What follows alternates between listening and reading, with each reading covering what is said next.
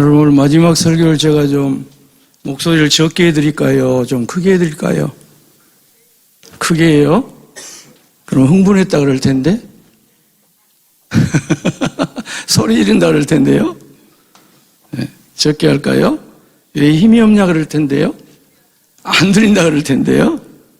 좀 열정적으로 할까요? 감정적으로 한다 그럴 텐데요? 좀 지성적으로 할까요? 무심하다 그럴 텐데요? 아무튼 적절하게 제가 섞어서 하고 가겠습니다. 제가 목포 베델교회를 사임하게 된 두 가지 이유입니다. 첫째는 제가 코로나에 확진된 가운데서 모든 예배를 인도한 책임을 지고 제가 떠납니다. 또 하나는 지난 시간에도 잠깐 언급했던 것처럼 자칭 사역위원회, 소위원회 통보문이 더 결정적입니다. 지난 3월 29일 수요일 코로나 증상이 좀 나타났습니다. 오 권사님이 사역위원회가 다음 주 모이는데 못 참석하게 되신다고 상담을 오셔서 상담을 제가 했습니다. 근데 좀 몸이 안 좋습니다. 그렇게 목사가 말하기는 어렵습니다. 그리고 수요일 오후에 계속 누워 있었습니다. 수요일 예배 드렸고요. 목요일, 금요일은 아예 그냥 제 몸이 완전히 다운된 상태였고 주일이 다가오니까 금요일 날 제 아들이 병원에서 갖다 준 자가 진단 키트가 있어요. 그래서 저 일부에는 좀 우울하고 심각하니까 제가 낮게 찔렀다 그랬는데 어떻게 낮게 찔렀겠습니까?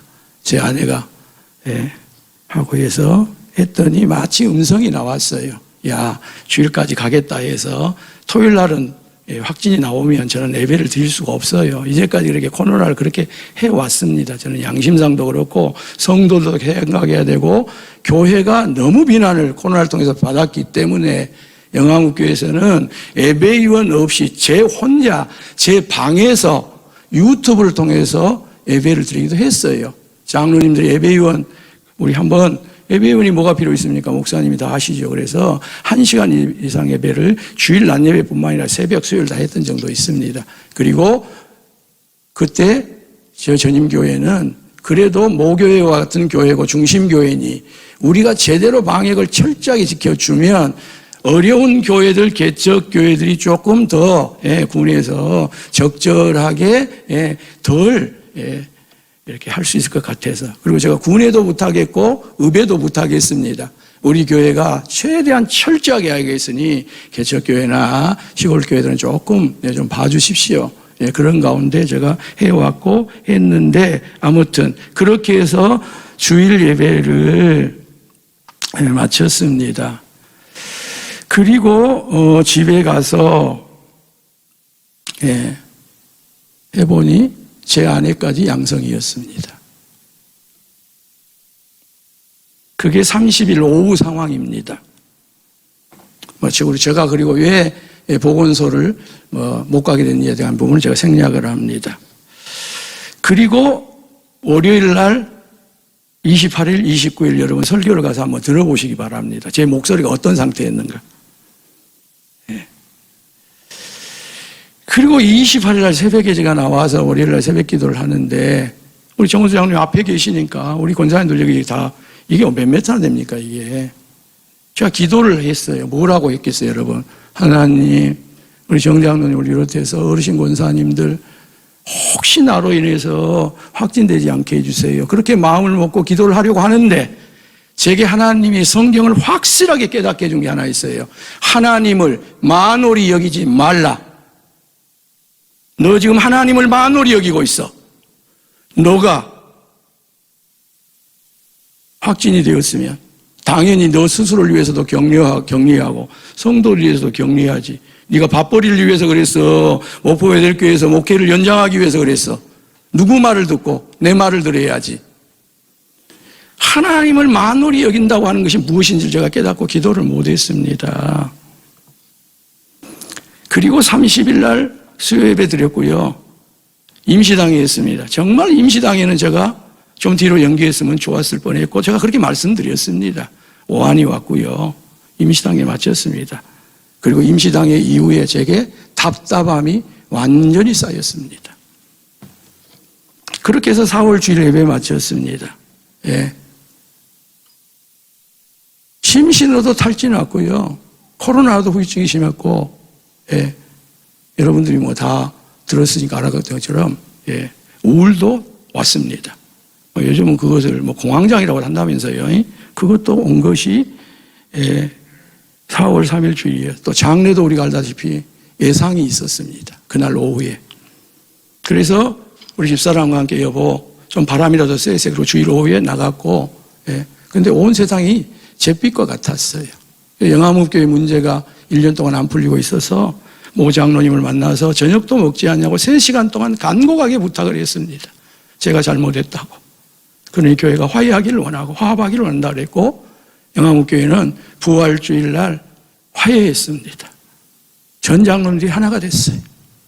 그리고 다시 목회자를 기도한 가운데 모이 자리에서 그렇게 또 상을 받고 올라가면서 조 장로님에게 새벽 기도를 좀 장로님 해주세요. 제가 하루 좀 쉬고 화해를 하겠습니다. 그 과정이 있고, 주일날 올라가면서 제가 운전하고 왔는데 참 마음이 답답하고 한편으로는 답답하고 그런 가운데 여보 내가 운전을 할 수 있는 상황이 아닌 것 같아. 그렇다 해서 내가 뭐 운전대를 잡고 어디를 받아버리고 싶거나 그런 게 아니었습니다. 그리고 그때 제가 목회를 하면서 상담을 배웠고 목회를 하면서도 정태기 선생님에게 상담대학원을 다녔기 때문에 이 상황은 병원에 입원하되 탁과보다는 신경정신과로 가면 내가 입원하고 좀 쉬면 좋겠다. 그렇게 해서 조대병원 응급실을 간 겁니다. 거기를 가게 된 것은 우리 둘째가 그 병원에 신경정신과에 간호사로 있습니다. 그래서 9시에 가서 12시 반까지 기다렸어요. 그 가운데 다 모든 것은 정상 돌아갔고, 다만 미안한 것은 응급실 들어가는데 혹시 코로나 확진됐습니까? 어떤 상태가 있습니까? 이런 것을 말할 수가 없었던 거예요, 제가. 그리고 없습니다 하고 들어갔고, 12시 반에 전공후 1년차 만났고, 집으로 돌아가려고 한 상황인데, 우리 아들 녀석이 혹시 모르니까 좀 약을 처방해 주시면 좋겠습니다. 이렇게 이야기했던 것 같대요. 원래는 안 된답니다. 응급실에서 와도. 외래로 가야 약을 준대요. 근데 약을 가지고 왔고, 그 다음 주 화요일까지도 약 안 먹었어요, 제가. 그렇게 뭐 그것 가지고 문제가 될 상황은 아니었습니다. 그리고 주일날 올라가면서 90년에 제가 고백교회 전도사로 전임을 시작을 했습니다. 그때 집사님이셨고 조대병원 정신과장으로 체리직하셨고 조대의대 학장도 하신 집사님에게 상담을 했더니 월요일 날은 아들이 진료를 보고 화요일 날 하니 화요일 날 오시기 바랍니다. 이제 그런 과정을 거쳐서 제가 목포에 내려왔고요. 그 이후에 아까 말한 대로 코로나 후유증도 굉장히 앓았고요. 심신도 그러고 해서 좀 입원해 있으면 좋겠다 했고, 그게 고난주간 전주 금요일 상황입니다. 금요일 상황에 그때 제가 전화는 다 내려놓고 저는 원래 전화를 전부 다 무음으로 해놓습니다. 급한 전화는 다시 오겠지 하고 전화를 잘 안 받아요. 그런 상태였고, 제 아내가 전화를 받아서 장로님들하고 이렇게 말씀도 나누고, 제가 정 장로님 전화는 받았습니다. 어르신이 전화를 하셨는데 제가 안 받으면 안 될 것 같다 해서, 고난주간이 오는데 목사님이 못 오시게 된다면 다른 목사님이라도 오셔서 해주시면 좋겠습니다. 제가 정 장로님 말씀드렸어요. 두 분 장로님 훌륭하시고, 그때 제가 일단 목회는 마음을 내려놨을 때니까 5일 동안 감당하면 좋겠습니다 했고, 정장로님이 아니 목사님이 그렇게 말씀하신다면 제가 순종하는 마음으로 시무장로들과 의논해 보겠습니다 했고, 고난주간이 되어졌습니다.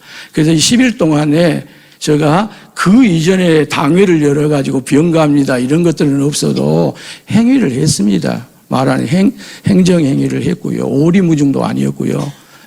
이따도 좀 말씀드리겠으나, 여러분 이런 문서를 보낼 때 약자를 근거를 삼아가지고 공격하면 안 됩니다. 양문홍 집사님 여기 이야기 나오던데, 사무관사에도 물어봤더니, 여러분 교회 장로님도 기도했던 것처럼 사무관사 가장 약자예요.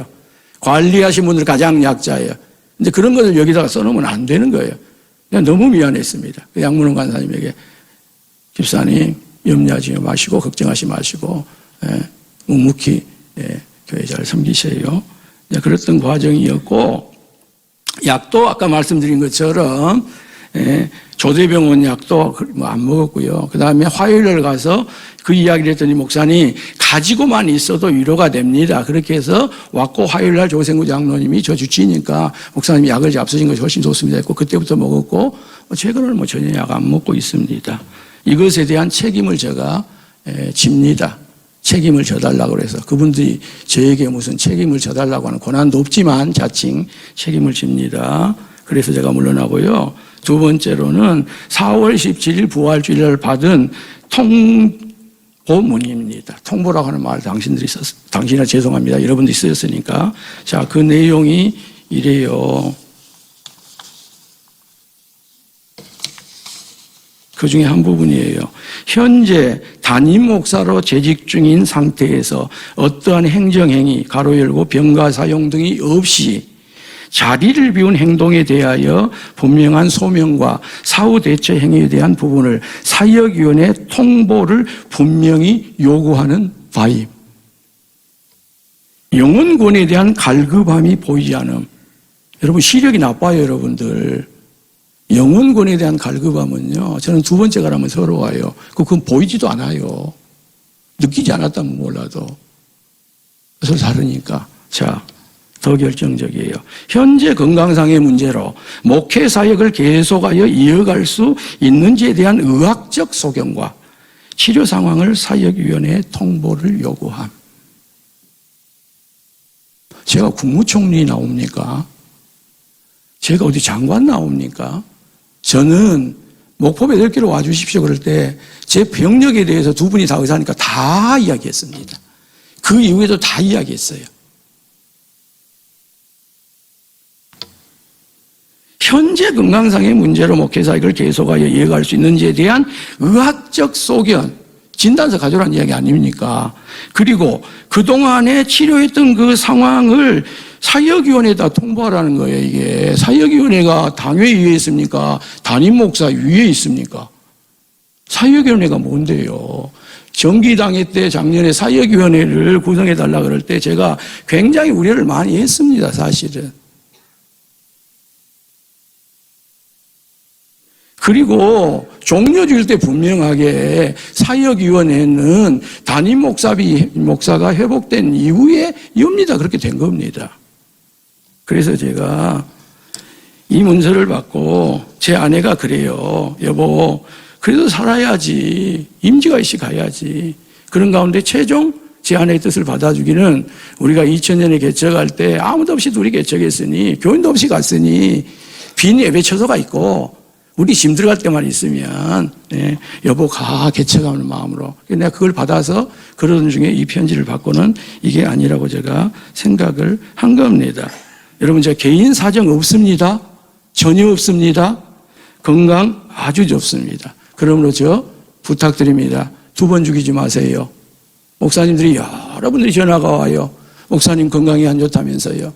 그러면서 여러분들이 말한 대로 우울, 공황장애 이런 말들이 너무 많이 퍼졌기 때문에 그렇게 말하기가 쉽지 않잖아요. 이게 목사님 마음이 어쩝니까?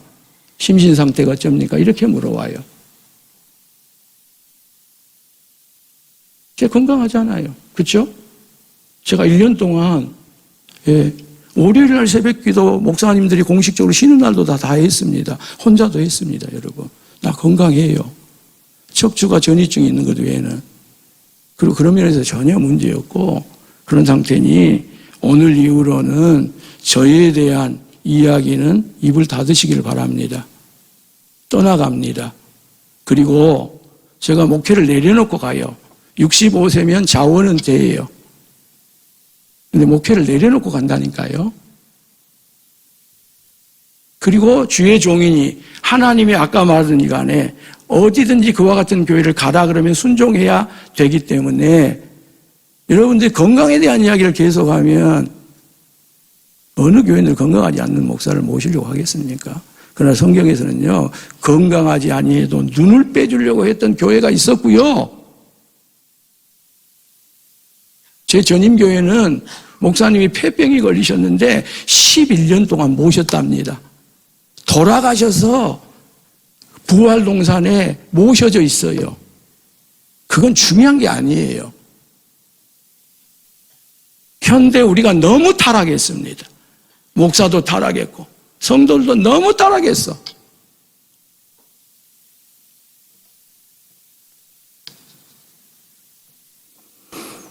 그래서 제가 목회권을 잃었다고 판단을 했습니다.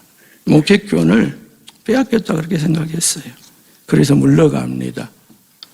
제가 팔다리가 짧아서 실제적으로 싸움을 하면요, 긴 사람하고 싸우면 내가 주먹을 한 대도 못 쳐요. 발 한 대도 닿지도 않아요. 그러나 교회법으로나 행정으로나 이런 걸로 제가 싸우려고 하면요, 얼마든지 이로 무장되어 있습니다. 여러분들이 저를 그렇게 쉽게 보셨다면 잘못 본 것입니다. 훈련대 제가 여기까지 온 가운데 1년 동안 훈련 잘 받았습니다. 그리고 앞으로는 더 견고해지고 단단해질 것입니다. 어디에서 무엇을 하든지. 그래서 싸워서 못하겠냐? 그리고 제가 졌다 그렇게 가니 성도 여러분, 제 건강이나 이런 문제 일체 언급 그만하시기를 바랍니다. 왜 제가 소통을 안 하고 싶었겠습니까? 성도들을 이분저분 만나보면 자기 이야기를 해야 하잖아요. 목사님, 저는 이런 죄인입니다. 우리 가정은 이런 문제가 있습니다. 그래야죠. 맞지요? 남 이야기만 해. 아무개 집사가 어쩌고, 아무개 권사가 어쩌고, 아무개 장로가 어쩌고. 와, 이게. 그리고 내가 한두 번 만나보면요, 목사님 누구를 만났다면서요. 에? 누구를 만나가지고 이런 이야기를 했다면서요. 여러분, 이런 상황인데 제가 입을 열겠습니까? 제가 분석을 해보니까 자기가 말을 그렇게 많이 해놓고 자기가 한 말을 옮기더만, 이게. 그리고요, 저까지 6사람인데 어떻게 성도들이 현직에 있는 담임 목사에게 전임 목사들의 욕을 그렇게 많이 합니까?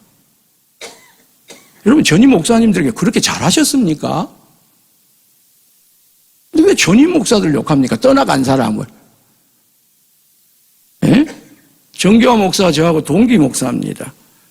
제가 전화했어요. 정 목사, 우리 전라도 사람들 미워하지 말고 가서. 그랬더니 이럽디다. 형님, 제가 감당 못해서 갑니다. 여러분, 사모님 지금 상당히 앓고 있는 거 아십니까? 그 이후에 회복 못하고 있습니다. 김민호 목사님, 학교로는 제 선배인데요, 나이가 같기 때문에 친구하자 그랬고 말을 트자 그러는데 저보다 안수를 너무 일찍 받아가지고 제가 말을 못해요. 그러면 양존합시다. 그렇게 해서 양존하고 있는 친구입니다. 사모님하고도 마찬가지고. 네. 장모 목사하고는 뭐 저하고 둘도 없는 친구 여러분 아시죠? 예, 어려운 이후에 저하고 얼마나 많이 우리 개척교회에서 함께 있었고 울고. 예?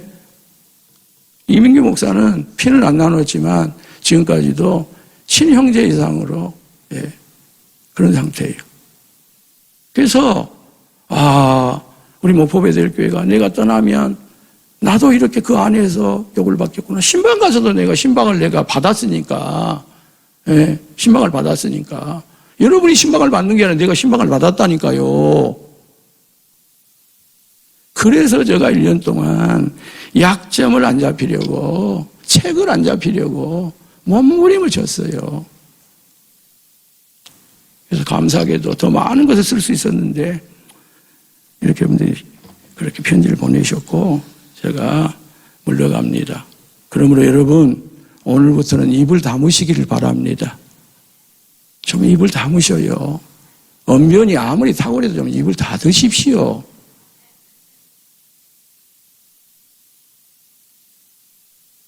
교회에 오셔서 죄송합니다. 세상적인 어떤 지위와 이런 걸 가지고 오셔서 째내려고 하지 마십시오. 세상에 똑똑한 사람, 잘난 사람, 성공한 사람 굉장히 많습니다. 너무 많아요. 그래서 교회는 이런 분은 이렇게 말해요. 여기 붙은 견장을 떼고 오는 것이 교회랍니다. 이거 떼고 와야 돼, 교회는. 왜? 우리가 다 죄인이니까. 그래서 죄인인 그런 공통점 하나로 교회에서 예배하고 교회를 섬기고 여러분들이 좋아하는 대로 사역하고 그러셔야 돼요. 여러분, 세상에서 이 견장 가지고 자랑하시고 세상에서 인정받으시고 세상에서 주장하시고 세상에서 입을 여세요. 예. 세상에서 폭탄을 터뜨리세요. 교회에서 폭탄 터뜨리지 말고. 세상을 흔드세요. 세상을.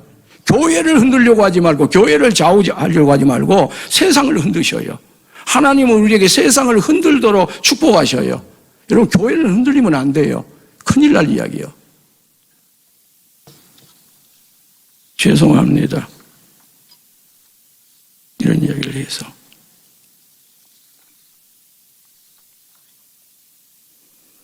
자, 어린아이 같다고 했잖아요. 근데 성경에는 어린이의 부정성이 있습니다. 긍정적이지 말고. 그 부정성이 뭐냐 하면 고린도전서 3장에 의하면 이 육신적으로 그렇게 말하면서 더불어서 이게 어린아이 같다고 하는 표현을 써요. 육신에 속한 자 그리스도 안에서 어린이 같다고 쓰는데 그게 뭐냐 하면 시기와 분쟁입니다. 뭐라고요? 시기와 분쟁. 그러면 이 시기라고 하는 단어가 어떤 뜻이냐? 열정이라고 하는 뜻입니다. 열정. 얼마나 좋은 거예요, 열정. 그런데 이 열정이 긍정적으로 좋은 방향으로 쓰이지 않고 이것이 뭐예요? 부정적으로 사용돼. 그러니까 다른 사람을 어째요? 쫓아내든지 상처를 주든지 이런 일이 일어납니다. 그게 부정적으로 사용되니까 사역을 한다고 하는데 어째요? 교회가 소란스러워. 교회가 힘든 거예요. 이게 뭐냐? 시기라고 하는 거예요. 이게 어린아이의 부정적인 어른이 갖고 있는 모습입니다. 영적인 사람이 아닌 육적인 자가 갖고 있는 것이 시기예요. 분쟁은 뭐 더 말할 것도 없지요. 분쟁은 다툼, 불화, 싸움, 나누어짐이잖아요. 고린도 교회 안에 이런 당파가 너무 있었다잖아요. 예. 이게 정교 목사님 그러셨다고 그러더라고. 우리 교회는 뭐 바울파, 뭐 아볼로파, 개바파, 예수파, 그리스도파뿐만 아니라 뭐 쪽파, 대파, 뭐 양파도 있었다고. 여러분 오직했으면 그랬겠어요. 그때 여러분들이 그 말씀을 귀담아 들으셨어야 됩니다. 저도 말씀을 드립니다. 교회는요 파당이 있으면 안 됩니다. 그건 정치인들이 하는 거잖아요. 교회가 무슨 파당을 만듭니까?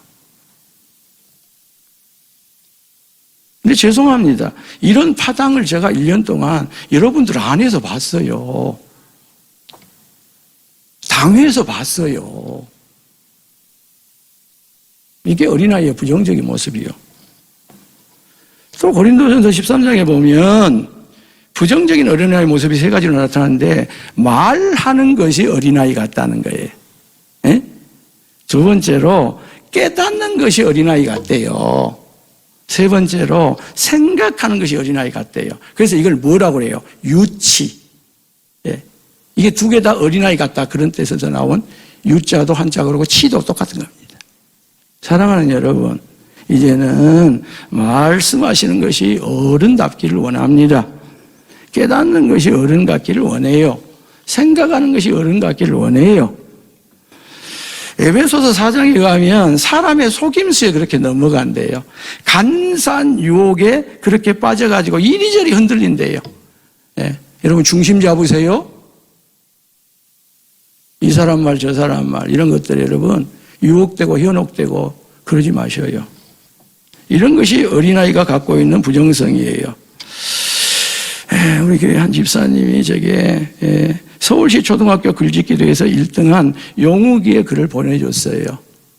여러분 한번 들어보시길 바랍니다. 사랑하는 예수님 안녕하세요. 저는 구로동에 사는 용욱이에요. 구로초등학교 3학년이고요. 우리는 벌집에서 살아요. 벌집이 무엇인지 예수님은 잘 아시지요? 한 울타리에 55가구가 사는데 1, 2, 3번 번호가 써 있어요. 우리 집은 32호예요. 화장실은 동네 공중변소를 쓰는데 아침에는 줄을 길게 서서 차례를 기다려야 해요. 줄을 설 때마다 21호에 사는 순이가 짝사랑했나 봐요. 순자가 아니고 순이네요. 순이가 보기가 부끄러워 못 본 척하거나 참았다가 학교 화장실에 가기도 해요. 우리 식구는 외할머니와 엄마, 여동생 용숙이랑 4식구가 살아요. 우리 방은 할머니 말씀대로 라면 박스만 해서 4식구가 다 같이 잘 수가 없어요. 그래서 저는 구로 이동에 있는 술집에서 주무시고 그래서 엄마는 구로 이동에 있는 술집에서 주무시고 새벽에 오셔요. 할머니는 운이 좋아서 한 달에 2번 정도 치료 사업에 가서 일하시고 있어요. 아빠는 청송교도소에 계시는데 엄마는 우리 보고 죽었다고 말해요. 예수님, 우리는 참 가난해요. 그래서 동회에서 구양식을 주는데도 도시락 못 사가는 날이 더 많아요. 엄마는 술을 많이 먹어서 간이 나쁘다는데도 매일 술 취해서 어린애 마냥 엉엉 우시길 잘하고 우리를 보고 이 애물 딴지더라 왜 태어났니 같이 죽어버리자라고 하실 때가 많아요. 지난 4월달 부활절날 제가 엄마 때문에 회개하면서 운 것 예수님 보셨죠. 저는 예수님이 제재 때문에 돌아가셨다는 말은 정말 이해 못했거든요. 저는 제가 통 없는 사람인 줄만 알았던 거예요. 그런데 그날은 제가 죄인인 것을 알았어요. 저는 친구들이 우리 엄마 보고 술집 짝부라고 하는 말을 듣는 것이 죽기보다 싫었어요. 매일매일 술 먹고 주정하면서 다 같이 죽자라고 하는 엄마가 얼마나 미웠는지 아세요? 지난 부활절에 저는 엄마 미워했던 거 용서해 주세요라고 하고 예수님께 기도했는데 예수님께서 십자가에서 피 흘리는 모습으로 용우가 내가 너를 용서한다라고 말씀하시는 것 같아서 저는 그만 와라 울음을 터뜨리고 말았어요. 그날 교회에서 찐계란 2개를 부활절 선물로 주시길래 집에 갖고 와서 할머니와 어머니에게 드리면서 생전 처음으로 전도를 했어요.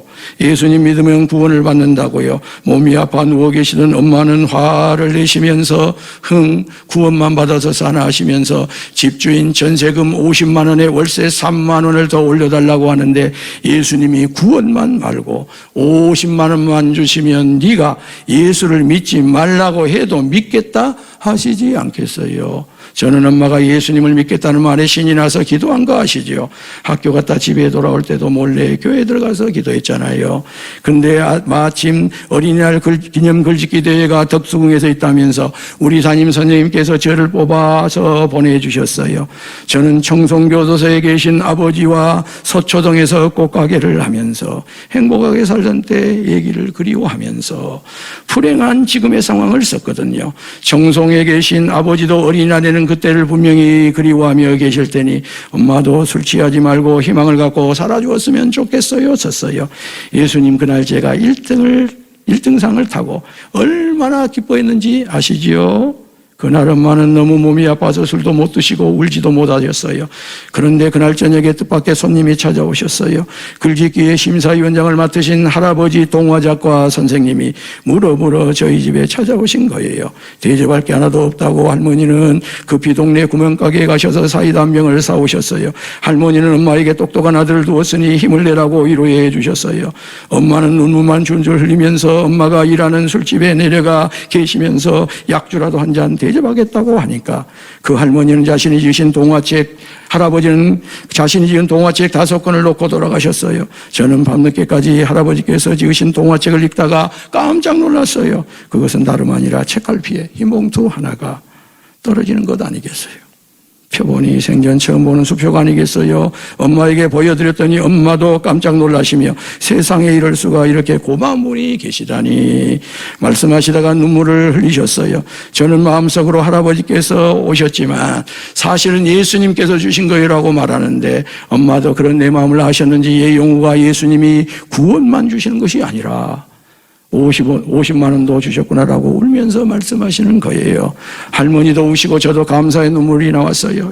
동생 용숙이도 괜히 따라 울면서 오빠 그럼 우리 안 쫓겨나고 여기서 계속 사는 거예요 라고 말했어요. 50가구가 따닥따닥 붙어있는 남의 박스 밭은 그 집에 단돈 50만 원 월세 3만 원이 없어서 쫓겨날 상황 속에서 여러분 이런 말이 나온 것입니다. 너무도 신기한 일이 주일날 또 벌어졌어요. 엄마가 주일날 교회 가겠다고 화장을 10개 하시는 것이었어요. 예배에 가신 엄마가 얼마나 우셨는지 두 눈이 솔방울만 해가지고 집에 오셨더라고요. 나는 엄마가 우셨길래 또 같이 죽자 하고 하면 어떠나 겁을 먹고 있는데 용우가 그 할아버지한테 빨리 편지 써 엄마가 죽지 않고 열심히 벌어다 주신 돈을 꼭 갚아드린다고 말이야 라고 하는 것 아니겠어요? 저는 엄마가 저렇게 변하시는 것이 참으로 신기하고 감사했어요. 고마우신 예수님, 참 좋으신 예수님 감사합니다. 할아버지께서 사랑으로 주신 수표는 제가 커서 꼭 갚을게요. 그러니까 제가 어른 될 때까지 동화 할아버지께서 건강하게 사시도록 예수님 돌봐주세요. 이것만은 꼭 약속해 주세요. 예수님 너무나 좋으신 예수님. 이 세상에서 최고의 예수님을 용우기가 찬미합니다. 예수님을 사랑합니다. 아멘이죠? 예, 제가 떠나갑니다마는 창립 17주년 얼마나 좋은 날이에요. 여러분만 다 맛있게 잡수시고 끝내지 마시고 주변하고 나누시는 뭔가 똑같이 만들어서 여러분 나누시길 예수님의 이름으로 부탁을 드립니다. 저는 이제까지 개척교회 할 때도 그랬고 계속 그래왔습니다. 부활주일이면 계란을 1000개 이상 삶아서 예, 교회 주변은 물론 온 동네를 나눴어요. 우리 주변에 이런 사람들이 너무 많잖아요. 우리 구시가지에 이런 분들이 너무 많잖아요. 헌금은 이런 사람들에게 균등케 하고 평균케 하는 그런 의미가 담겨져 있는 것이 여러분 헌금이에요. 교회 안에서도 이건 마찬가지입니다. 그래서 저는 교회 가서 무슨 담임 목사님이 좋은 일 있으면 50만 원, 장로님들은 30만 원, 뭐 항조직은 20만 원, 예, 집사님들은 10만 원, 성도들은 뭐 5만 원 이런 거 절대 안 된다고 다 없앴습니다. 죄송합니다. 그렇게 우리 교회에서 하도 못 해놓고 뭔 그런 이야기하고 하냐고. 예, 그렇게 해보고 싶었습니다. 조금만 하나님께서 내게 기회를 주셨다면. 여러분 보편적인 어린아이의 모습은 뭐예요? 근심, 걱정, 염려가 없다는 거예요. 얘들은. 예? 근심, 걱정, 염려가 없다는 거예요. 예. 우리 아들이 33살이고 31살입니다. 다 컸습니다. 직장도 다니고 이제 아빠의 장래에 대해서 이제 저들하고도 의논을 해야 되잖아요. 예. 의논 가운데 제 아내가 살 일을 걱정하니 우리 큰애가 그래요. 우리 큰애는 지금까지도 하나님 안 믿는다고 합니다. 나는 너무 감사해요. 왜? 아버지가 목사이기 때문에 믿는 척 해주면 안 되잖아요. 교회는 갈 수 있으나. 그래서 한결아, 네가 어느 날 예수 그리스도를 인격적으로 영접하고 나의 주 나의 하나님으로 고백할 날이 올 것이니 네가 아빠에게 속이지 아니하고 그렇게 말해준 거 감사하다. 왜? 나는 정직이 우리 가정에 못하거든요. 근데 제 아내가 걱정하니까 우리 아들이 그래요. 엄마, 나는 하나님 안 믿는데 엄마가 믿음이 부족하구만. 왜? 염려하니까, 걱정하니까. 난 너무 감사했어요. 염려를 하지 않습니다. 둘째로요, 부모 곁을 떠나지를 않습니다. 나 집 나가버릴 거야, 어쩔 거야 했다가도요, 예, 막 집을 나갔다 해도, 예, 뒤를 돌아봅니다. 왜? 엄마가 나 안 불러주나, 잡으러 안 오나. 이게 어린아이입니다. 또 어린아이는요, 순수예요. 순수함이라고 하는 게 뭐예요? 굳어지지 않았다는 거예요. 경도, 경화가 되지 않았다는 겁니다. 여러분, 우리 사장님 다 계지만 몸 안에서 경도, 경화 이것처럼 안 좋은 게 없잖아요. 근데 어린아이들은 어느 것도 경화되고 경도되고 굳어진 것이 없어요. 이게 어린아이입니다. 그래서 저들에게는 내 생각이 없어요. 내 신념이 없어요. 내 철학이 없어요. 무슨 뭐 목회 비전이 뭐 그런 게 없습니다. 그리고 여러분 비전이 이런 것들은 다 한 시대 지나갔던 거예요. 그래서 막 교회도 비전 붙여놓고 막 병원도 가면 뭐 우리 교회 비전, 우리 교회 목표 뭐 1, 2, 3 여러분 그런 거 병원 가보세요. 있는 거 없습니다. 여러분 비전은 오직 예수가 비전이요. 예수가 비전이요. 성경이 목표예요. 그리고 평화예요. 그리고 그 평화가 애들에게 뭘로 나타나요? 웃음으로 나타나요. 여러분 어른들 몇 번 우는 줄 아세요? 7번입니다. 평균 7번 하루에. 애들은 몇 번 우는지 아세요? 300번 이상 웃어요.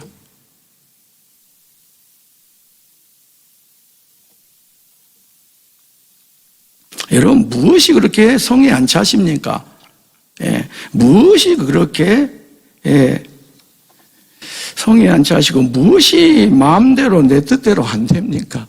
여러분 세상에 내 뜻대로 내 마음 되는 것이 있습니까?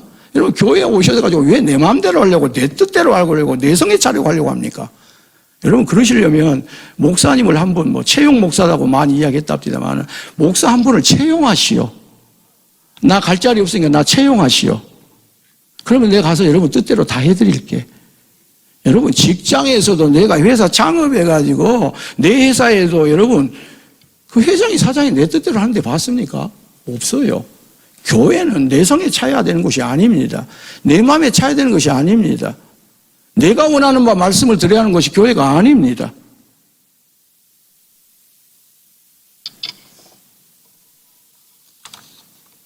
여러분 무엇을 잃어버렸습니까? 어떤 경우에도 웃음이 있지 않기를 바랍니다. 이게 어린아이의 보편적인 모습 가운데 있는 모습들이에요. 그리고 오늘 예수님께서 저와 여러분들에게 말씀합니다. 다 됐습니다. 한 5분 내지 좀만 더 쓸게요. 제가 시간도 아주 두려웠습니다.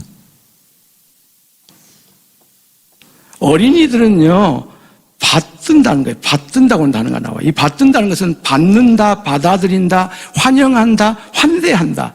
예, 그런 뜻이에요. 또 여기에는요, 어떤 사람이 말하는 것을 받아들인다는 뜻도 있어요. 왜 바리새인들이 서기관들이 예수님 앞에 이렇게 책망을 받습니까? 화 있을진저 독사의 자식들아. 예수님이 하시는 말씀을 받아들이지를 않는 거예요. 하나님 나라 복음을 받아들이지를 않는 거예요. 다 걸러버려요. 다 걸려버려. 이렇게 되려면 순수하셔야 돼요. 순전하셔야 돼요. 내 생각, 내 신념, 내 철학을 확고히 하면 할수록 이런 받아들임은 없습니다. 그러면 어떻게 된다? 예수님이 결단코 천국에 들어가지 못하리라 그래요. 그냥 천국에 못 들어간다는 게 아니에요. 결단코 못 들어가. 결코 못 들어가. 우리 천국 들어간 것이 목표는 아닙니다. 그러나 여러분 이상 받으셔야죠. 인생 다 사는데 천국 못 들어갔어. 이게 뭡니까 도대체? 그러면 여러분 어린아이로 돌아가시기를 바랍니다. 어린아이의 받아들임으로 돌아가시기를 바랍니다. 수용성을 가지시기를 바랍니다. 유지찰람이 아니라 단순함으로 돌아가십시오.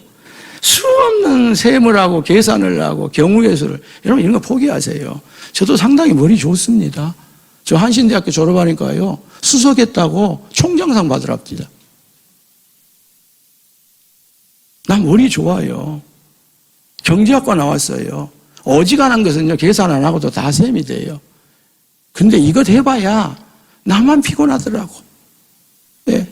제가 교회 땅 사놓고요 교회 지어놓고 빚이 산더미 같이 있는 가운데 하나님 비빌 언덕이 없습니다. 그때 그러더라고요. 야 네가 땅 살 때 나한테 물어보기나 했냐, 교회 건축할 때 물어보기나 했냐. 네 마음대로 네가 다 해놓고 이제 와서 힘들다 그러냐. 그리고 다 내려놨습니다. 세물 안 하기로 했어요. 계산 안 하기로 했어요. 그리고 내가 그 교회를 그냥 다 그대로 두고 영화문께서 청빙이 있어서 위험한 어느 누구도 가려고 하지 아니한 위험천만한 교회를 갖고 목포 베들교회도 제가 세물을 했으면 여기 왔겠습니까?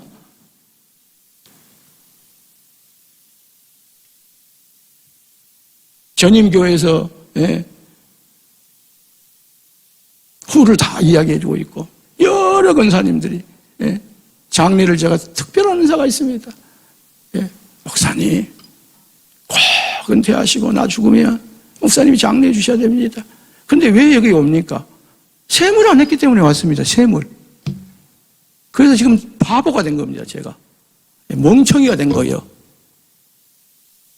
그리고 세물이 했으면 제가 오늘 사임 안 합니다. 버팁니다. 거래를 합니다.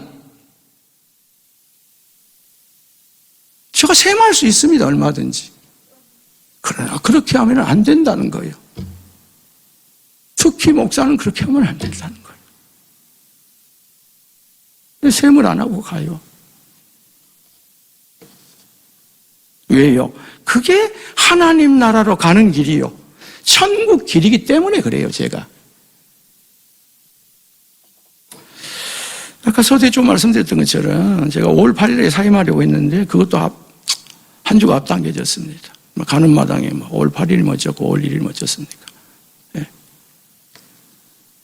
제 어머니 이야기를 그래도 다시 한번 할게요. 다른 예보다. 제 어머니 올해 84세인데 언니가 어려서 돌아가셔가지고 언니 이름에다가 언니 호적에다 해가지고 호적 나이는 더 많아요. 3살인가 몇 살. 그 이름도 언니 이름을 갖고 있고 다른 이름 호적이 하나 갖고 있고 그래요. 우리 어머니는 예수를 안 믿었기 때문에 큰아들이 대한민국에서 제일 잘난 줄 알거든요. 공부도 잘했으니까. 야, 저놈이 08행사 밑에서 자라가지고 금이 환양이갖고 오겠구나. 근데 어느 날 목사가 된다니까 기가 막힌 것 아니에요? 근데 세상에 막내가 또 하나가 된다는 거예요. 이게 기가 막힌 거죠. 지금도 서리 집사로 은퇴하셨고, 거기에는 좀 명예권산 하나 주지, 목사를 둘이나 만들었으면. 서리 집사예요. 평생을 큰아들, 둘째 아들, 목사 둔 덕분에 교회 가보니까 얼마나 목사도 힘들고 그런 가운데 가슴을 죄요, 지금도. 그리고 오금을 펴지 못하고 살고 계세요. 아까 서두에 말씀드렸던 것처럼 제가 오미크론이 확진되고 예배를 드릴 수 없는 상황, 또 마음에서 제가 좀 힘을 갖는 가운데 4월 6일부터 10월까지 쉬었잖아요. 그동안에 우리 어머니가 전화를 자주 합니다.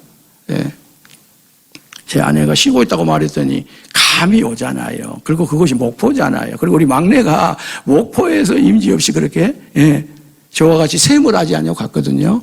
제 동생은 한신대학교 신학과 학생장에 있습니다. 원우회장에 있습니다.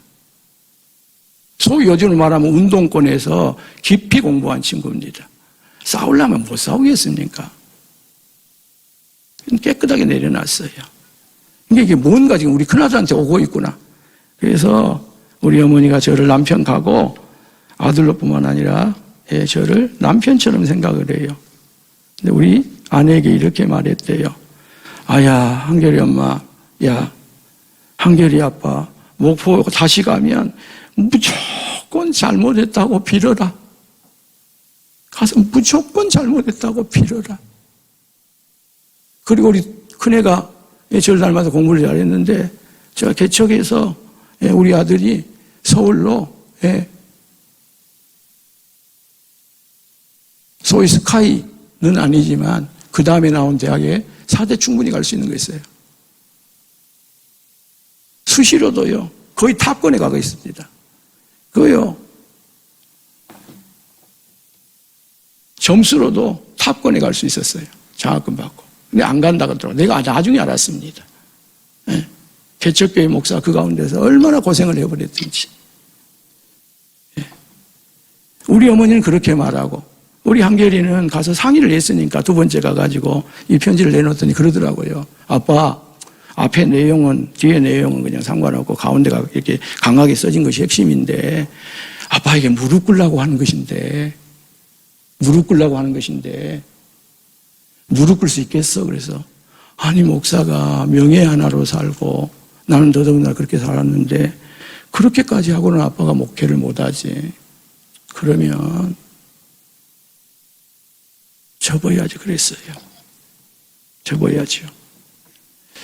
그래서 제가 다음 주에 있으면 이 부분을 좀 언급하려고 한 시가 하나 있습니다. 여전히 제가 불효하고요. 또 어르신들을 좀 잘 모셨어야 되는데 이 상황에서 못 모신 것에 대한 부분에 대한 용서함도 구하면서 우리 어르신들 건강하라고 하는 마음으로 심순덕 여러분 많이 아실 거예요. 심순덕 시를 하나 우리 5월 8일 어머니 아버지들을 위해서 드립니다. 제목은 어머니는 그래도 되는 줄 알았습니다. 예요. 하루 종일 밭에서 죽어라 힘들게 일해도 어머니는 그래도 되는 줄 알았습니다. 찬밥 한 덩이로 대충 부뚜막에 앉아 점심을 때워도 어머니는 그래도 되는 줄 알았습니다. 한겨울 냇물에서 맨손으로 빨래를 방망이 일해도 어머니는 그래도 되는 줄 알았습니다. 배부르다 생각 없다 식구들 다 먹이고 굶어도 어머니는 그래도 되는 줄 알았습니다. 발꿈치 다 헤어져 이불이 소리를 내어도 어머니는 그래도 되는 줄 알았습니다. 손톱이 깎을 수조차 없이 닳고 문드러져도 어머니는 그래도 되는 줄 알았습니다. 아버지가 화내고 자식들이 속썩여도 끄떡없는 어머니의 모습, 어머니는 그래도 되는 줄 알았습니다. 돌아가신 외할머니가 보고 싶다, 외할머니가 보고 싶다. 그냥 넋두린 줄만 알았는데 한밤중 자다 깨어 방구석에서 한없이 소리 죽여 울던 엄마를 본 후로는 어머니는 그래서는 안 되는 것이었습니다. 우리 어머니 그래서는 안 되는 것이었는데 목사 아들을 둘이나 둔 죄로 무조건 가서 다시 잘못했다고 사과해라. 우리 어머니 죄송합니다. 송구합니다. 제가 말을 본시 잘 못하니 여기서 공개적으로 하고 가고요. 우리 어르신 여러분 송구하고 죄송합니다. 자식들에게 효받으시기를 바라고 목포베델교회에 자식 세대 같은 분들이 교회를 더욱 잘 섬기는 가운데 교회에 평화가 찾아오고 든든히 서가는 가운데 근심 없이 교회를 다니시기를 바라고 다시 이전처럼 목포베들교회 다닌다고 자랑하면서 다닐 만큼 우리 교회 가서 다니세 그럴 만큼 좋은 교회로 나가는 가운데 다 장수하시고 만날 때도 건강한 모습으로 뵙기를 원하고요. 천국 가서 만나뵐 수 있기를 또한 예수님의 이름으로 축원합니다. 아버지 하나님 감사합니다. 부정한 종이 은혜는 전혀 끼치지 못하고 마지막까지도 웃으면서 축복하며 갈 수 있는데 그래도 성령님께서 내게 주신 사명이 있으시고 아무리 생각하고 또 생각해도 이와 같은 말씀을 드리라는 감동이 있어. 어떤 분들은 그건 성령의 감동이 아니고 너의 개인적인 생각이야. 너 화풀이하고 가고 분풀이하고 가. 교회를 어렵게 하려고 하고 가. 그런다 할지라도 전에 싸우니 이 전한 말씀을 성령님 옴싹 받으셔서 합력하여 선을 이루는 역사가 성도들 개인이나 가정에 특별히 목포 베들교회 이후에 일어나게 하여 주옵소서. 예수님